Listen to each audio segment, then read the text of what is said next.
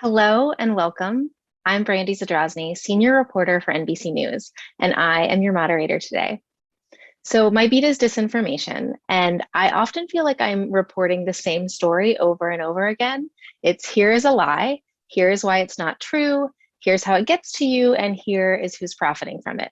And I think that we're so preoccupied with deconstructing these false stories one by one over and over again that we really rarely have the opportunity to step back and ask, how can we do better? And find out what we've learned about the best ways to diffuse and debunk disinformation. So questions I have are, can we regulate social media platforms in a way that minimizes the spread of dangerous falsehoods? And how do we design effective interventions to positively impact human behavior? To help answer some of these questions, I'm joined today by a stellar panel. We have Vineet Arora, Dean for Medical Education at the University of Chicago Pritzker School of Medicine, Dolores Albarracín, the Alexandra Heyman Nash University Professor at the University of Pennsylvania, Raven Baxter, Director of Diversity Initiatives at the School of Biological Sciences, University of California, Irvine, Renée DiResta, Research Manager at Stanford Internet Observatory, and Nabiha Syed, CEO at the Markup and Fellow at Yale Law School. These very impressive panelists bring a real range of expertise across fields, including social psychology, education, communication, and First Amendment law. And together, we're going to focus on solutions to the threat of disinformation. We've also received a lot of great questions from our viewers, and you can drop any additional questions into the YouTube comments below, and we'll get to as many as possible. Okay, so stellar panelists. Let's start with a focus on social media. Renée, I'm going to start with you. So you've proposed several tactics that might help stop disinformation, or what you call participatory propaganda. And you talk about these things, how to do something before it takes root. You've written a lot about how the key here is to introduce more friction, and that slows down the rapid spread of dangerous falsehoods. So tell us a little bit about what you mean by that, and how does it work in practice? Sure. Thanks for having me on this panel.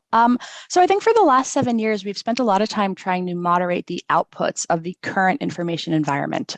For those who are not familiar, really quickly, remove, reduce, inform are the sort of three buckets of interventions that platforms use. In the most extreme, remove, that's where the content or the account comes down. I think sometimes that's a valid use case, but it shouldn't be the norm. And I think oftentimes it's actually overused. But inform on its own, which is fact checking or labeling, is useful, but again, not a complete solution. In some of our work at Stanford Internet Observatory, we see it lags significantly, or it doesn't reach the same audiences, or they don't trust the fact checker. Also, it doesn't do a lot to address rumors or propaganda, which are things that are not falsifiable. Rumors in particular, depending on the time horizon, sometimes turn out to be true.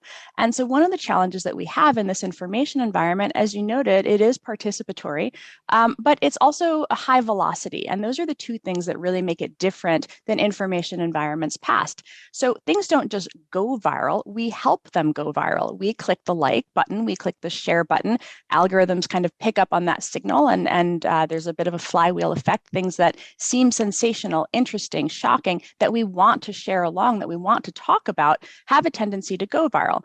At the same time, we don't have the luxury of having that inform process happen at the same time. So one of the interesting dynamics around friction is that it can be used to put people into a different or more reflective mindset as they're choosing to share. And that's in the kind of user affordances application of friction. The other piece is in the reduce application of friction, which is where, while the informed folks are doing their work, content is sometimes throttled or its distribution is reduced as people try to figure out what's happening. I think, again, one of the challenges is how do we have trade-offs between wanting an informed public, recognizing that information moves faster, and at the same time recognizing that in many, many situations, there can actually be harm to viral false information. Focusing on kind of high harm areas like public health, as we're doing here, it means that we can be thinking about when a person goes to share content, saying something like, this is a topic that is still being determined. We don't quite know the truth yet. right? We don't quite know all the facts. Google has started actually putting labels like that on its search results. So there are areas where platforms are really using design to try to put people into this more reflective mindset.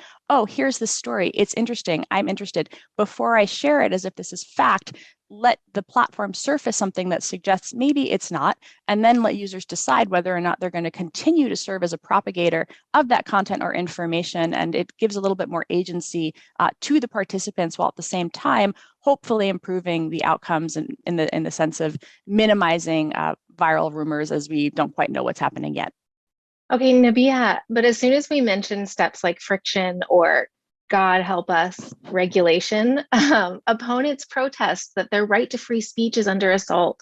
So, Nabiha, you are a First Amendment lawyer. Could you give us a primer on what the Constitution actually protects and doesn't protect, and how far can we legally go in trying to suppress or slow the spread of disinformation, and how far should we go?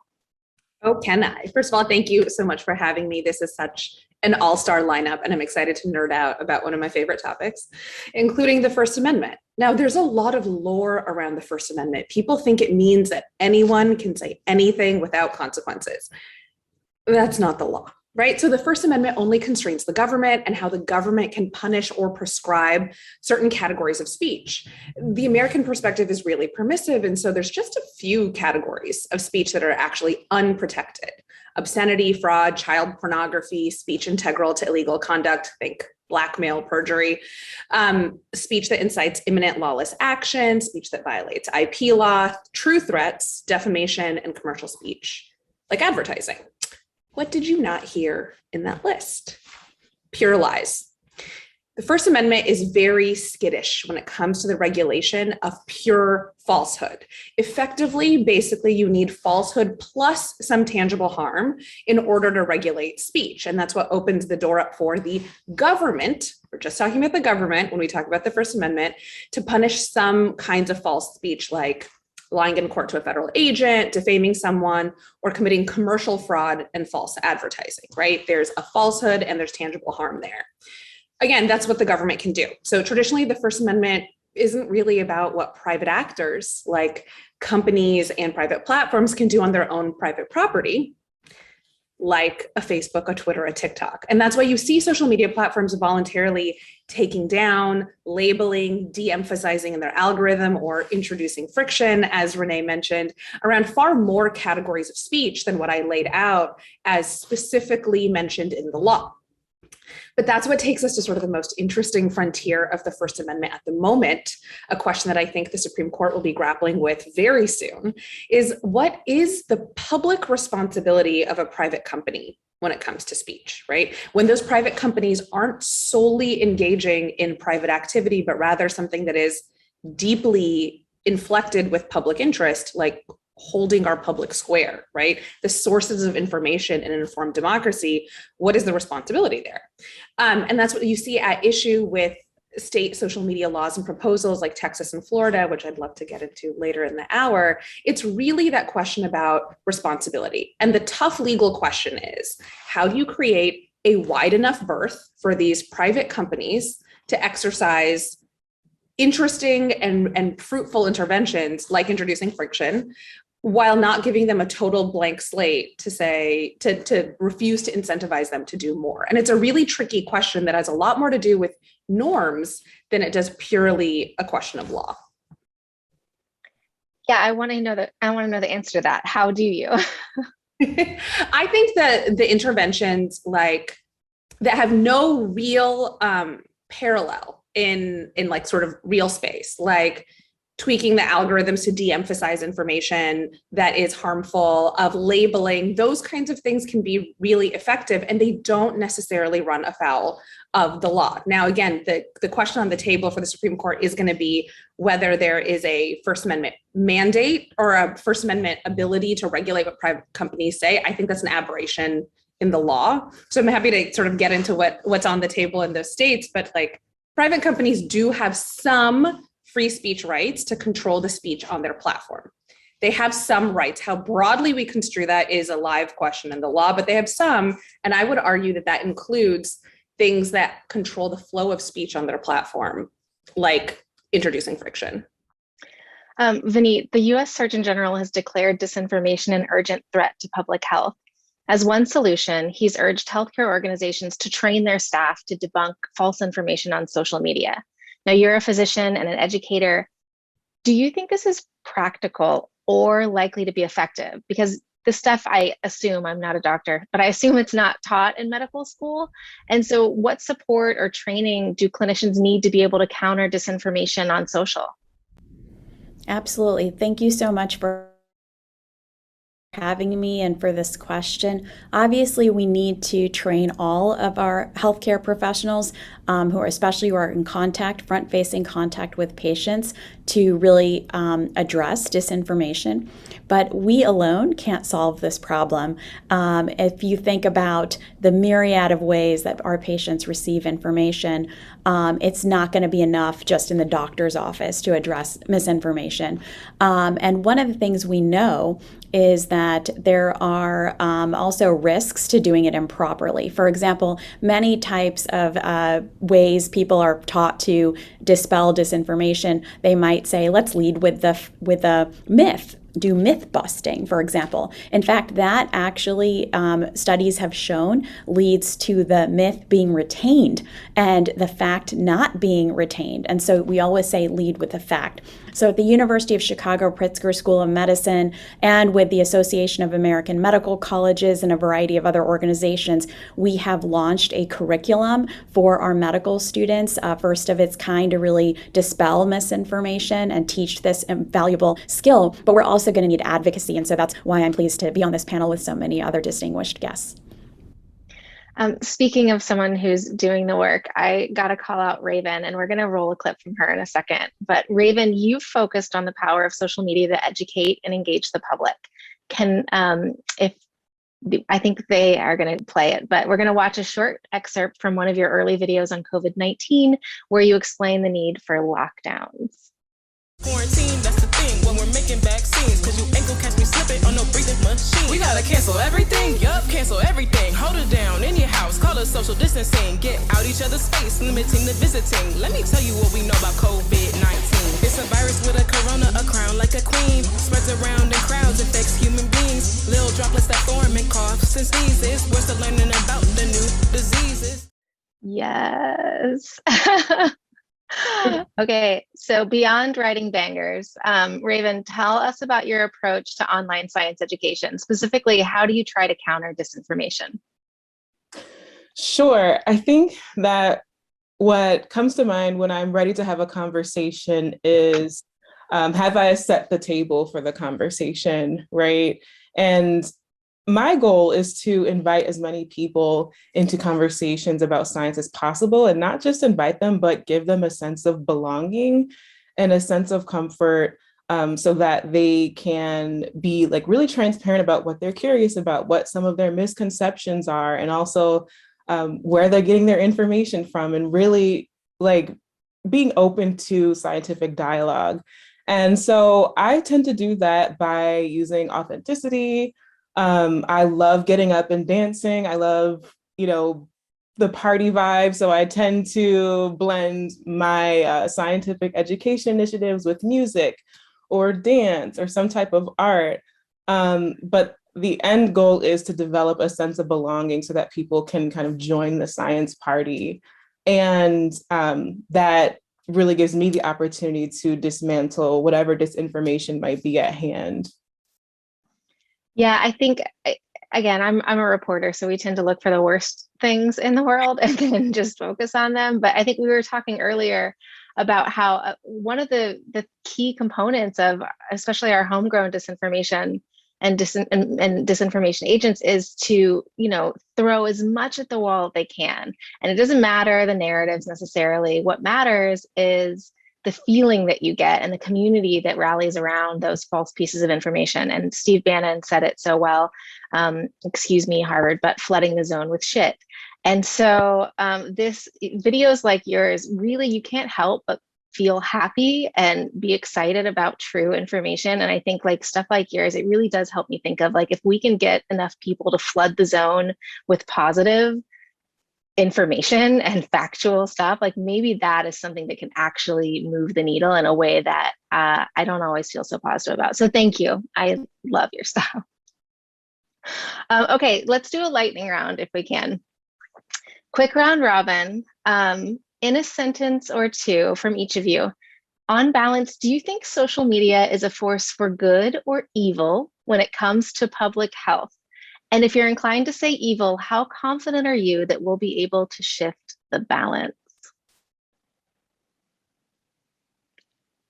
I'm just going to start then. Renee, I'm going to call you out. It's a source with phenomenal potential, but right now not such great, not such great effectuation. I think that as we see Dr. Raven's content, one of the things that we see all the time is there's so many questions, but we're not really matching the questions from the communities to the people who are the most credible voices in those communities. We should be able to do that. We really have that capacity to detect, but we're not closing the loop now. And this has been a source of frustration for me for 7 years. So that's why I feel a little bit not wholly optimistic, but the potential is really there. This is the information environment we have. We've got to use it. Nabiha, I'm just going around. I agree. And I'm really excited about the potential. I come from a community where there is limited access to healthcare, uneven access to healthcare for so many. People get their health information from WhatsApp. Turmeric does not cure COVID. Thanks, aunties. And there's communities that have real apprehension towards the medical establishment for real and legitimate histories. Social media offers an opportunity to reach them in really intimate, empowering ways. I agree, we haven't closed the loop, but I think investing in effective counter speech, which is the real tool we have, reaching people with things like Dr. Baxter's creative raps or finding ways to really connect with communities is something that social media allows us to do by reaching people on devices in their hands, in their homes, in a really intimate way. And so I'm bullish, I'm optimistic, but we got a lot of work to do. Dolores?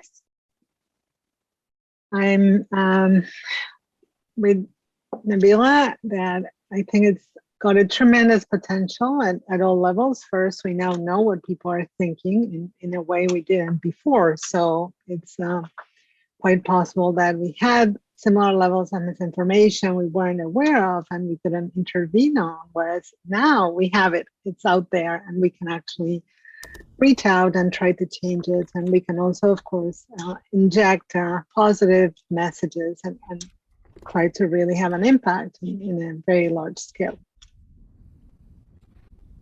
Vineet? Yeah, sorry.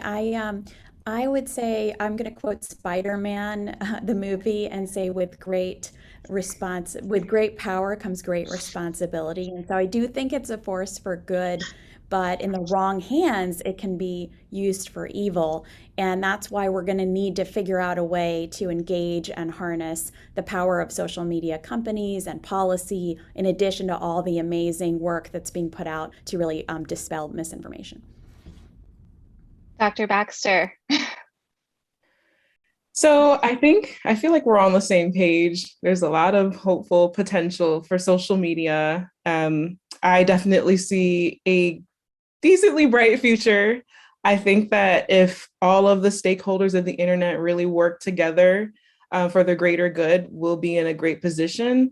But I think that there really has to be just a heart and for this, and that any effort really does have to be centered around community building and taking care of information and making sure that it's distributed, that we're getting trustworthy information. Without that attention to care for the community, I'm not sure what the internet's going to look like and how information is going to be handled in the future.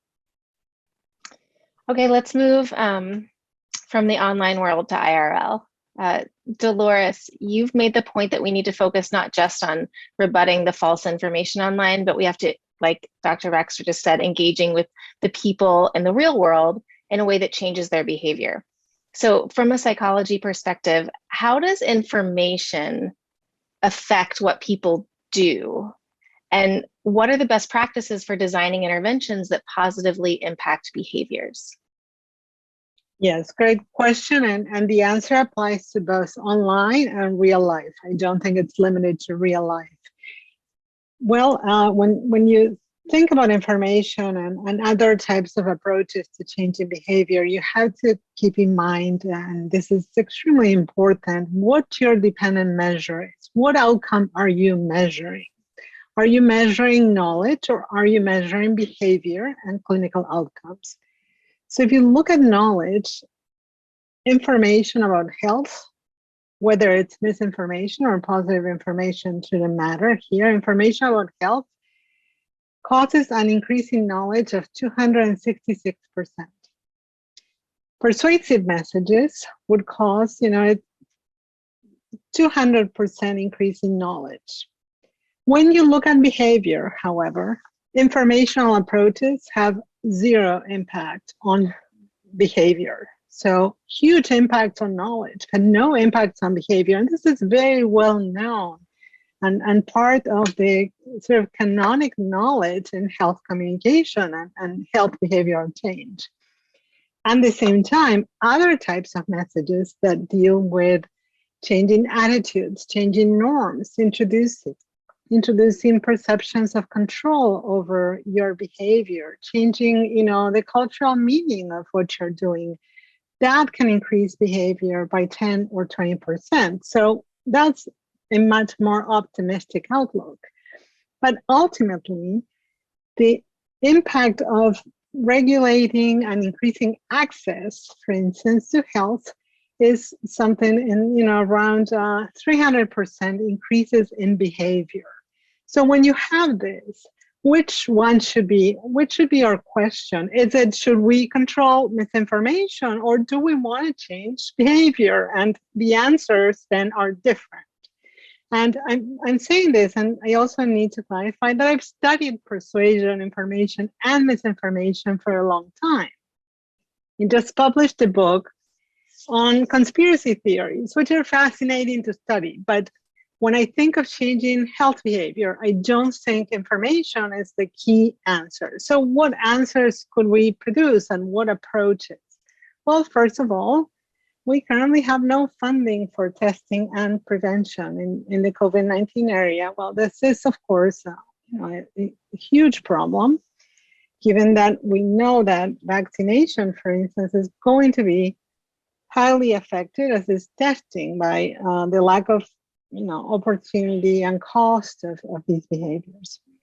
So access and funding public health is going to be at the top of the list, above controlling misinformation.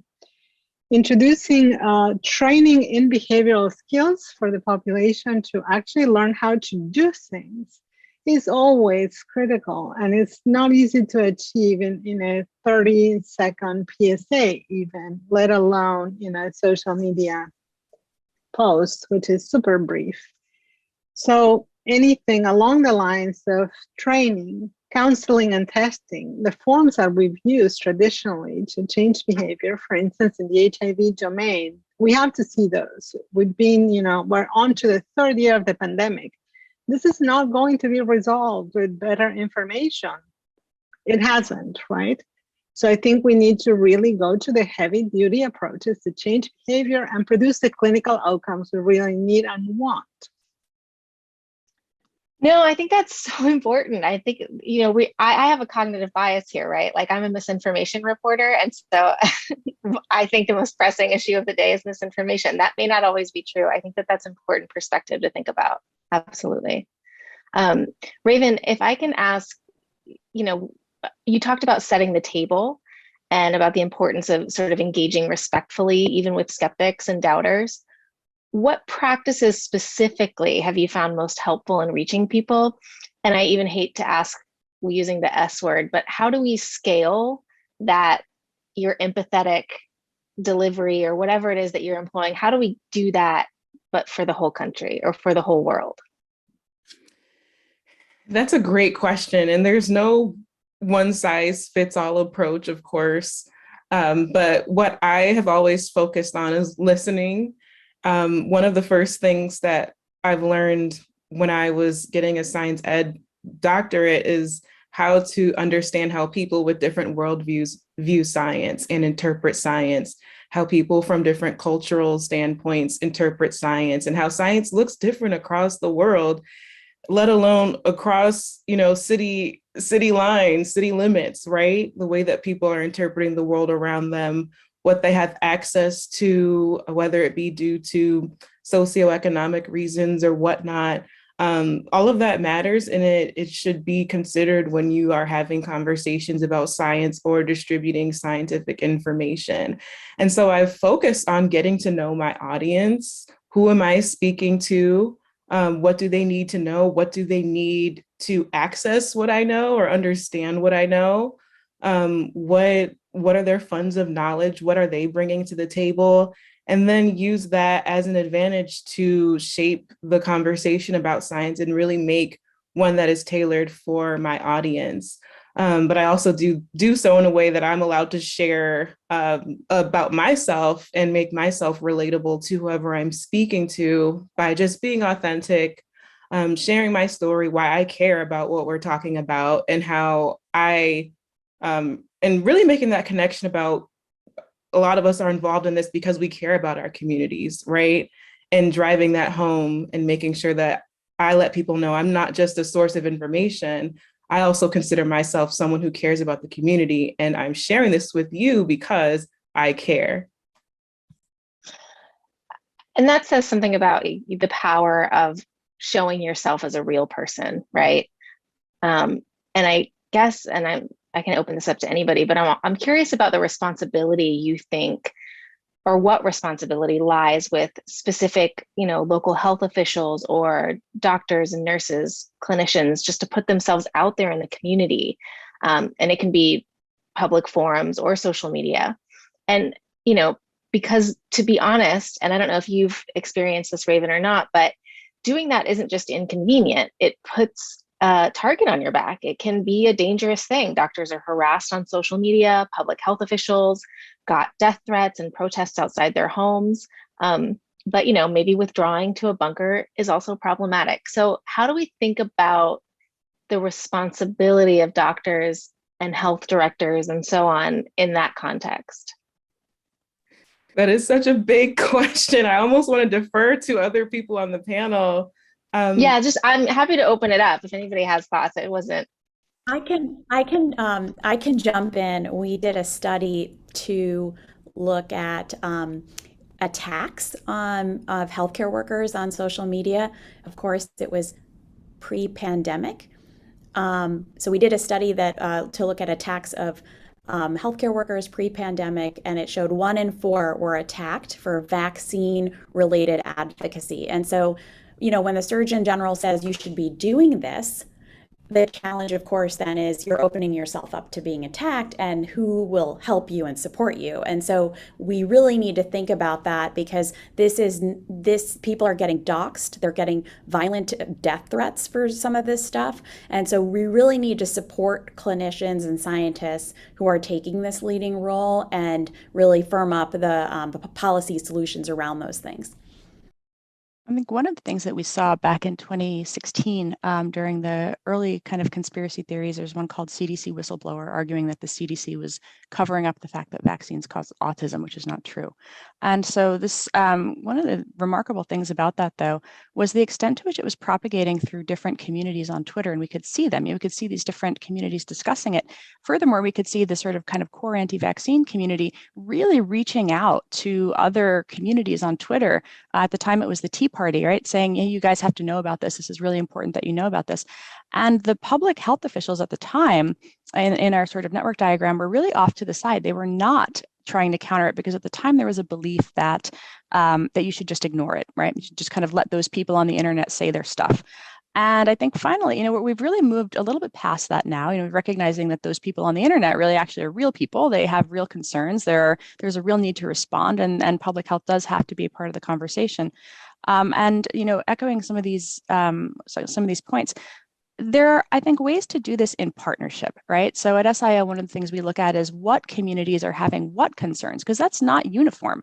People who are parents think very differently about vaccinations, perhaps, than people who are young and in their 20s, right? And so there's there's a need for tailored responses. There's a need for connecting, helping physicians and science communicators and public health people understand not the conversation writ large, but the conversation that is genuinely questioning in some communities, enabling a much more kind of targeted outreach. Potentially a clubhouse room was something I saw quite a lot of during COVID. We were all just listening to, to these rooms, sitting on our couches.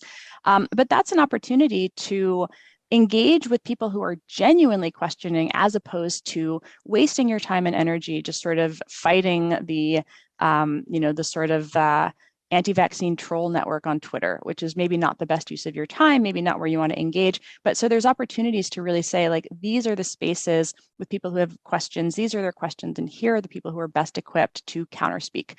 And I think that is a model going forward. We tried to pioneer it a little bit this time around at Stanford with some the California folks. This is our shot.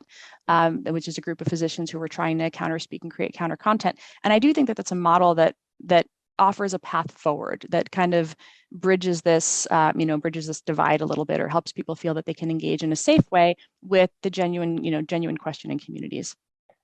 I'll add to this. I think the health department personnel and authorities need to be empowered to respond and resourced appropriately to respond. I don't think they really have a choice. They are our community heroes, and they must be out there to respond. So they cannot just close communication off from the rest of the world and not act. But at the same time, government has to support, their well-being and safety as they deserve, and as we must all do. Okay, well, let's talk about. Oh, go ahead, please. Sorry, I was going to say, I'm so sensitive to the risks here, because I think in a very different context, when we have this conversation in journalism, I know, Brandy, you've been in these conversations too, reporters also face mobs for just doing their jobs. And so the responsibility I agree with, right? Like, retreating is not an option when you're in public service. And also, if you want to engage and listen to communities, you have to do the groundwork of doing that and actually engaging and speaking with them. But I do think that you can't just dump the responsibility on health professionals. I think having a lot more investment on the state and federal level into that kind of informed messaging, into the collaborative approaches that Renée mentioned, is really important. I mean, communications, advocacy, journalism, like, they're standalone disciplines for a reason, right? There's a lot of knowledge to be gleaned, and we can't just assume that a health professional in their spare time will read a bunch of articles and figure out how to do that effectively. I think creating those structures, those programs, and then funding them, right, as a really tangible intervention, putting money towards that, is a really important priority. And when folks talk about, like, misinformation, what can we do? It's like, money would help journalists, money would help communications, money would help public health officials. And I think that is something that we can really be investing in. Okay, so let's talk about political solutions, since we're talking about maybe the government can save us. So listen, we've seen so many bills around misinformation and disinformation and regulation of social media. Like, it's my job to look at them, and my head is spinning. So we've seen, again, all of these things that are supposed to crack down on misinformation. And typically that's proposing this regulation of social media platforms. Actually, we're going to play something because Harvard Chan recently hosted Senator Michael Bennet, and he's introduced legislation to create an expert federal body to oversee digital platforms. We can listen to what he said. Congress doesn't have the expertise to regulate these big platforms. These platforms, which are some of the most dominant companies in our economy, in our democracy, and in our society, are utterly unregulated. And it's important for us to look at it. Disinformation is one of the important reasons why. I'm on the Intelligence Committee, and in 2016, I saw the way the Russians interfered in our election. I was so worried about it that I actually self-published a book of Russian propaganda. I never thought I would ever say such a thing, but I did it because I wanted my constituents to see what the Russians were doing. For a year, we didn't recognize this was Russian propaganda. We just thought it was our political discourse, which, by the way, raises a question in the first instance about how terrible our political discourse is, because we couldn't distinguish it from Russian propaganda intended to divide us, So I would hope that this new Digital Platform Commission would be able to help us take on issues related to disinformation. Okay, so Renee, what do you think? Do you think it's possible to come up with regulatory solutions to slow the spread of mis and disinformation? And are there bills currently that you think would make a positive difference? Yeah, this is like a whole hour panel on its own. Just as one question, I think. So here's what I'll say. So disinformation, as the senator notes, and I did some of the work for that committee that he references, does have national security implications, right? And this is where I think getting at that definitional question, what is disinformation? A deliberate intent to manipulate, a deliberate intent to deceive, not rumors, not propaganda, not misinformation, but there are certain coordinated campaigns, and this is a global challenge, and we see networks all over the world that engage in this particular type of behavior. So there is a justification for a government response to understand that particular facet of the problem.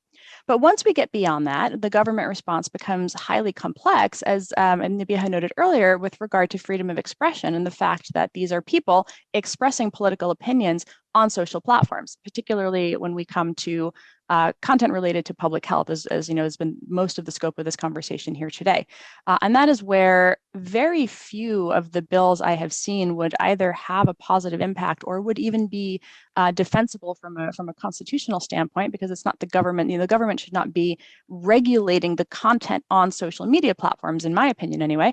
And there are some real legal minefields associated with that. But what can it do? First, I think the bill that I've been most interested in, and full disclosure, it was sort of originally drafted by a colleague of mine at Stanford Law, is the Platform Accountability and Transparency Act.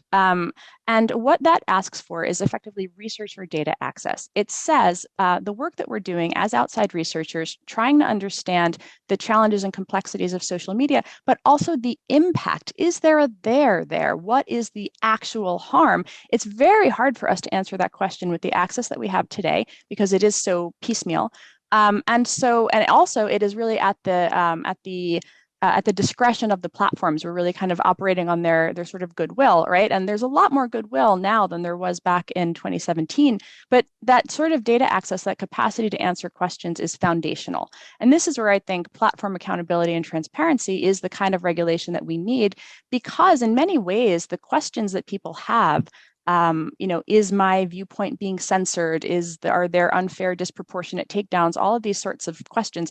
Do recommendation engines radicalize people? These are things where, in order to answer those questions, in order to address those concerns, we need access in order to do that. And that's where I feel that bill is foundational. I think the idea of an oversight body makes sense. We have, I was a trader back in the day, and there's the SEC, then there's FINRA, then there's the exchanges, right? We have these multi-tiered systems of regulation that look at market integrity, that look at information integrity, that argue that lack of information integrity creates real harm. And I do think that there is justification for saying the current structures that we have may not be the best suited. What would, again, in a forward-looking capacity, what is the kind of regulatory body that we need that has that understanding of network science, of messaging, a variety of different ways in which different concerns could be potentially brought together, but not a regulate the speech on social media body. You spoke about those minefields, so I want to get Nabiha in here and just ask, from your perspective, when you look at a new piece of legislation being proposed, what's important as a reader to sort of keep in mind in evaluating the proposals to regulate social media? Absolutely. I think this is really a battle of whose First Amendment rights are we defining and how. And so start off by looking at any of this legislation of who is exercising what rights, right? Right now, we have this very unsatisfactory binary that's evolving, where you have platforms on one hand saying, our First Amendment rights mean that no one can tell us what we do on our own platforms. We are exercising editorial rights just like a newspaper. And they often will make these proposals saying, we're just like a newspaper, and newspapers and media companies go out there and they publish their own perspectives, and the First Amendment allows them to do that, subject to very few limitations once harm has actually happened, like defamation.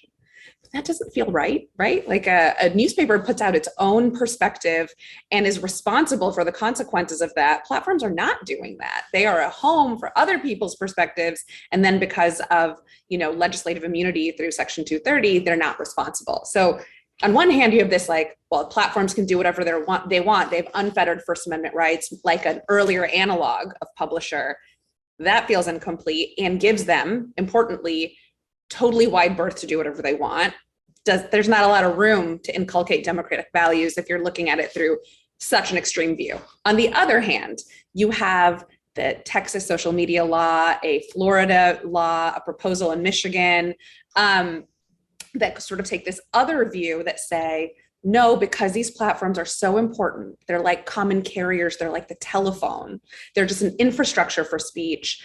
The government should be able to regulate them and make them as pass-through conduits for all information. And therefore they can't do anything, right? They should just be like a total free-for-all because that's what's right. And that's this other extreme. When you're reading these proposals, understand on that spectrum of these two extremes where you're trying to land.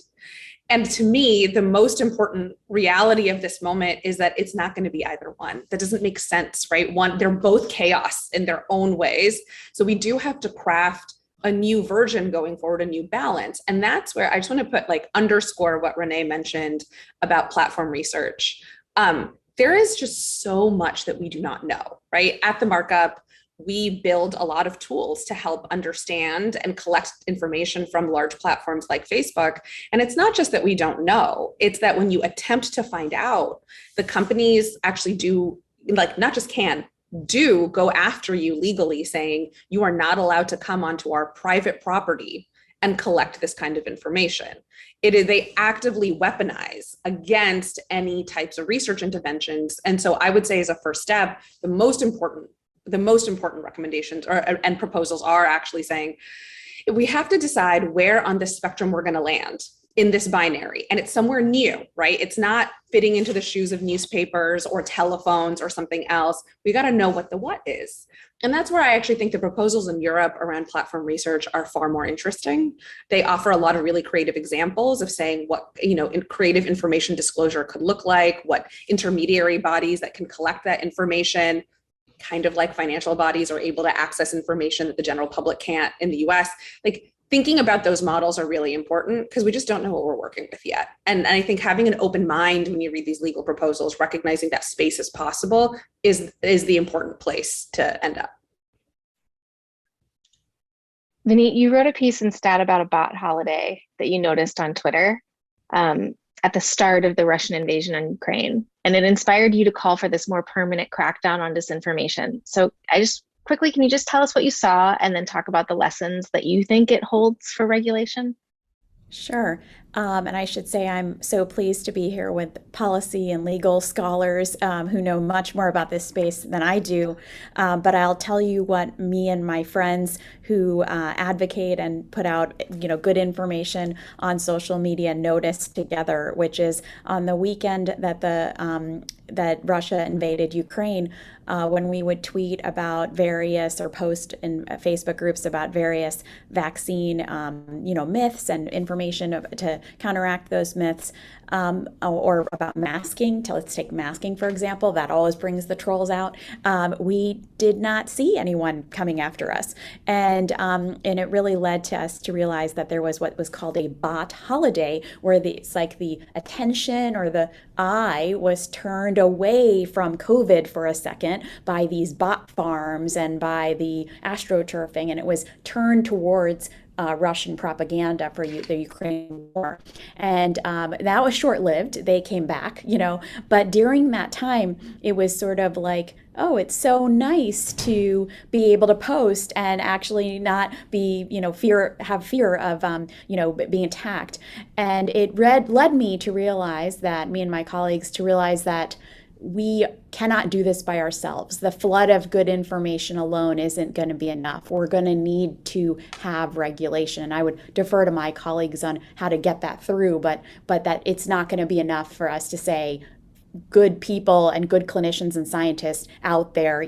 I love Dr. Baxter's work as well, but we won't be able to clone all of that and have enough, without really addressing the technology issues at its source. Renee, I just want to ask you if you're all, I feel like, to be as honest as possible, I rely on Renee a lot in this beat and have for a long time. And so I want to just give it to her because I feel like the midterm elections are coming up and we have things on the horizon. COVID is not gone.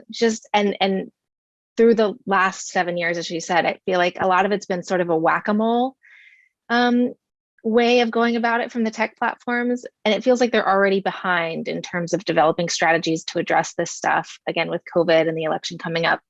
If you could wave a wand and have one step that the platforms should do right now to prepare for the elections coming up or COVID, what's like your one wish list? Well, I think that they are preparing. We did work with them in the context of election 2020 and then the Virality Project. So we had Election Integrity Partnership, then Virality Project, and now we have some of our election work going forward. I think one of the challenges for them is it's hard for them to be transparent in their, in what they're doing or not doing, because then it offers an opportunity for kind of adversarial responses to game things. So one of the interesting challenges, I think, is this question of what should be curated and what should be surfaced. And that, I think, is actually one of the what should be recommended, what should be curated, how should things be ranked. These are things where I think some of the most interesting work is actually being done by, new projects like Blue Sky, this sort of decentralized approach that kind of spun out of Twitter, where there's a fundamental rethinking of what should be surfaced, how much agency should users have in kind of, in that process of deciding what they're going to see or shaping their recommendations or determining what's going to be curated for them versus what should be done by platforms. And one of the areas that I think is really key going forward is just this question of almost educating the public about how some of these algorithms work, right? There's as we talk about Vineet's comment about seeing certain, different types of accounts no longer messaging her. One potential reason for that, based on our observation, is actually that those are real people whose attention was diverted elsewhere, in part because when the trending topics list changes, people begin to pay attention and go and engage in different spaces on the platform. So in a way, that question of what steers our attention, what moves people to particular areas, is actually really, I think, foundational here. And again, per this earlier comment about transparency, we don't have that visibility necessarily into how all of these things are working. We can only see or get a sense of the vibe shift, if you will, or like what people are feeling about what's different in their user experience. So I don't think it's that they're not preparing. I think it's that there are some real challenges at this point where a lot of the activity is just real domestic users, real people. And so the question becomes, how do we think about attention? How do we think about nudges? How do we think about curation? How do we think about recommendation? And so much of it at this point is almost like an information surfacing challenge, as opposed to kind of trying to play whack-a-mole with fact checks or with, I don't think that the problem is detection. I think the problem is coordinated response and then determining what to curate. And that's where the sort of two key areas are going forward. Okay, thanks y'all so much. Let's go to audience questions because there are a lot. Okay, let's, Raven, I think this first one is good for you. So how can this is from Colleen. How can we deepen students' understanding of when they're being manipulated? Adolescents don't like feeling controlled. How can we tap into this developmental moment, foster critical thinking, and support democracy? Yes, as we were speaking before, I was thinking about all of the ways that we can introduce information literacy, scientific literacy at an early age. And I think that this needs to be a core component of our K-12 education here in the US. even beyond K-12, I know I'm at UC Irvine. I am currently working on initiatives to build science communication into the curriculum in the School of Biological Sciences, and also some community-centered opportunities for our students so that they can feel connected to the world around them in a different way, in a more hands-on, real-world approach, and hoping that that can also be an interdisciplinary effort between the School of Education and also perhaps the School of Journalism or the School of Communications. But as far as adolescents go, I think that, we can see how hard it is to get things into school curriculums, but there are specific ways that teachers can engage scientific literacy in their classrooms. And I urge them to really focus on that. There is a wealth of information and resources online to integrate that into the classroom. And I think that we owe it to the next generation to make that a priority.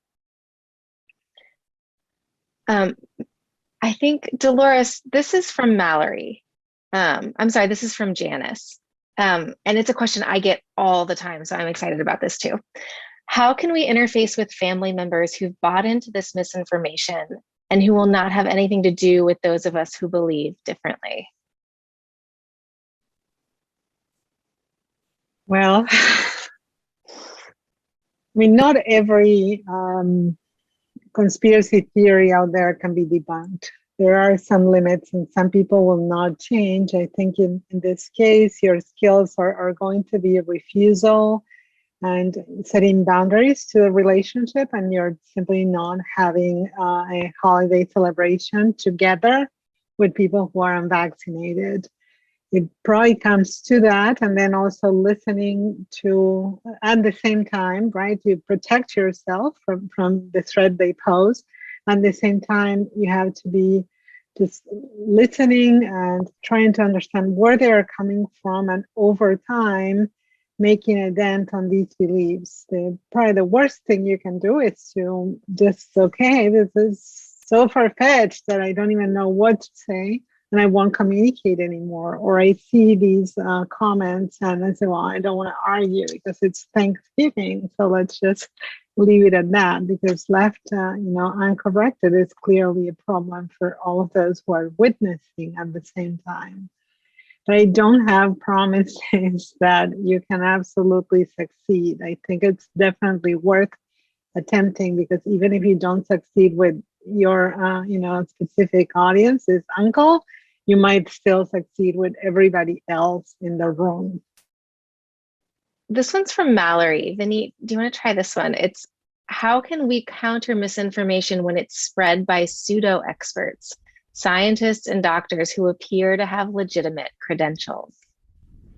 Thank you. That is such an important question. I'm actually at the American Board of Internal Medicine meeting right now at a discussion about misinformation. And as some of you saw in the New England Journal of Medicine, the ABIM and other groups are taking a pretty strong stance that if you are board certified and you are found to be spreading disinformation, and this is willful spread of false information, that you should lose your credentials.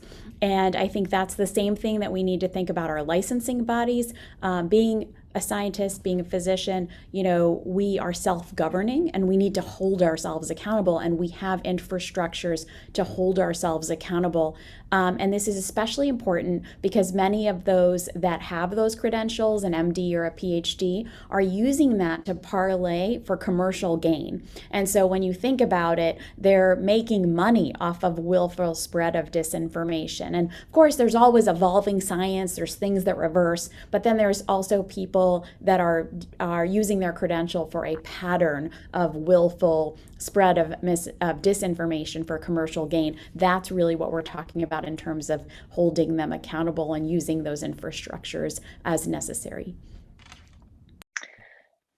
And this is a question from George, and he's asking, how can institutions make themselves into trustworthy sources, especially in communities that have experienced historical trauma? I'm just going to open it up. Does anybody have a thought there? I can chime in with the public health system specifically. I'm thinking, there are longstanding distrust issues that are, really not going to be just solved with better information. So there's any attempt at keeping health coverage constant in the population and making sure that these federal, local, and state institutions behave in a trustworthy manner and behave in a compassionate manner to the population. This, I think, is essential, and you can correct misinformation and message all you want. If you don't have that trust, you're not going to succeed.